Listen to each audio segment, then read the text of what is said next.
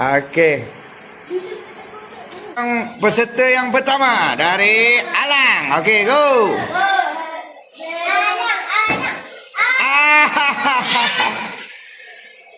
Tak kena. Okey.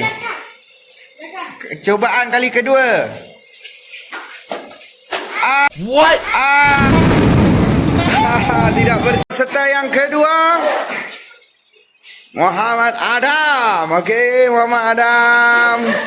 Cubaan hanya 2 kali untuk memenangi hadiah. Oh. Tang. No! Oh my God. Oh, cubaan kali kedua nampaknya Muhammad Adam untuk memenangi hadiah coklat gula-gula. Cubaan yang kedua, 1, 2, 3. Oh, gagal. No! Oh my God. Yang kedua dari Kangnya. Oh, yang ketiga. Minta maaf. Sorry. Okey, kita tengok adakah Kak Nga berjaya memenangi hadiah yang berada di bawah. 1, 2, 3. Oh, sekejap kita tengok, kita lihat. Oh, nampaknya Kak Nga memenangi 1 hadiah.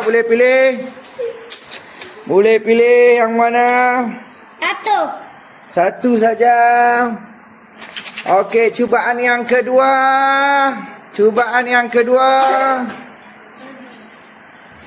Oh, cubaan yang kedua. Kita lihat 1, 2, 3. Oh, nampaknya cubaan kedua gagal. Okey, boleh ambil. Okey. Terima kasih. Okey, kita hadir peserta nombor 4. Kita tengok adakah nombor 4 berjaya untuk memenangi hadiah seperti nombor 3. 1, 2, 3. Oh, no. Sedih sekali. Okey, jangan sedih. Masih ada cubaan yang kedua. 1, 2, 3. Oh, berjaya. Okey, boleh pilih hadiah. Yang mana 1? Oh,